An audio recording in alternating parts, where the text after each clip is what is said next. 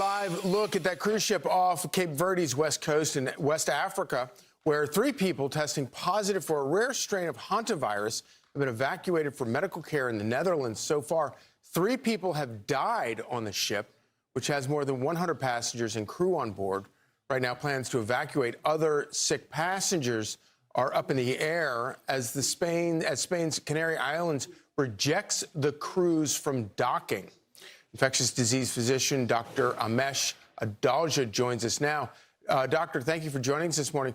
First of all, tell us about this particular virus that has been identified and why is it so dangerous? So hantavirus is not a new virus. It's something that's endemic in the United States, for example. 50 cases occur every year, including one that killed Gene Hackman's wife, the actor.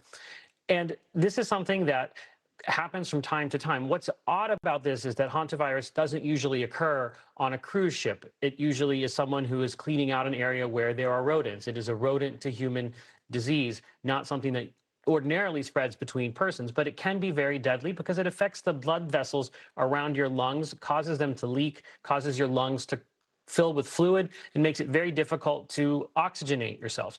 That's why it has such high mortality rates. But it is something that is not new and isn't a cause for panic, but this outbreak on a ship needs to be controlled and contained and understood. Who is most vulnerable for the hantavirus if you are in close contact with other people who may be infected? So most hantavirus strains, as I said, don't spread person to person. The strain that's responsible for this one is one that individuals contracted in Argentina. It's called the Andes strain. That one is transmissible from person to person, but not casually, not like COVID, not like influenza, and certainly not like measles. It's something that requires prolonged close contact. So what we've heard from the WHO is these cases, and now we're up to 8 cases because a new case was diagnosed in Switzerland, that they are all individuals who are part of a cluster that had close contact with each other. So this isn't something that poses the same general risk of spread as many other viruses do.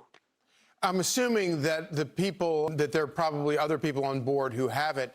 Is it impossible to treat it on board, or are the people that are being evacuated off of the ship particularly advanced? There's no specific antiviral that you can give these people. There's no pill.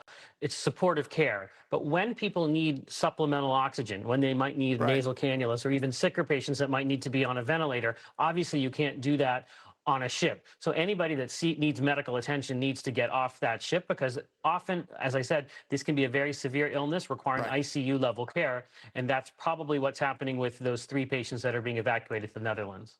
Dr. Adalja, thank you so much. Thanks for having me.